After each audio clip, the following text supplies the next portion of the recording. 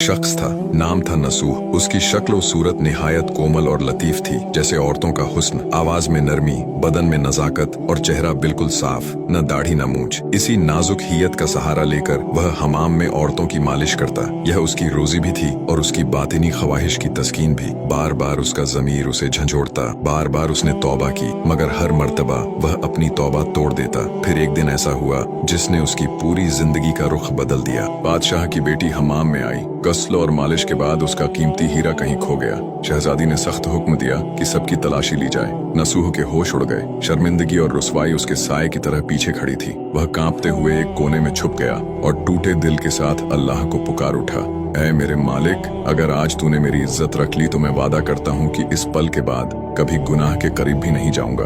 अभी उसकी दुआ खत्म भी नहीं हुई थी कि बाहर से आवाज आई, नसूह को छोड़ दो, हीरा मिल गया है। अल्लाह ने उसकी दुआ कबूल फरमा ली। नसूह की आंखों से आंसू बह निकले और दिल सुकून से भर गया। वह खामोशी से वहां से रुखसत हुआ और समझ गया कि अब इस शहर में रहना मुमकिन नहीं। उसने अपनी सारी नाजायज कमाई मिस्कीनों और यतीमों में तकसीम कर दी और एक सुनसान पहाड़ी पर जाकर अल्लाह की इबादत में डूब गया। वहीं एक दिन उसने एक भैंस को घास चरते देखा। उसने गुमान किया कि यह किसी चरवाहे की है और जब तक मालिक न आए वह उसकी देखभाल करता रहेगा। कुछ दिन गुजरे कि एक काफिला रास्ता भटक कर वहाँ आ निकला। काफिले वाले प्यास से निढाल थे। नसूह ने भैंस का दूध दूहा और सबको पिलाया। वह लोग उसकी मेहमान नवाजी और अखलाक से इतने मुतासिर हुए कि जाते जाते ढेर सा माल बतौर तोहफा दे गए। नसूह ने इस माल से एक कुआं खुदवाया। आहिस्ता आहिस्ता लोग उसके गिर्द आबाद होने लगे। एक बस्ती वजूद में आई। नसूह की नेकी और परहेजगारी ने सबके दिल जीत लिए, यहाँ तक कि उसकी शोहरत बादशाह के कानों तक जा पहुंची।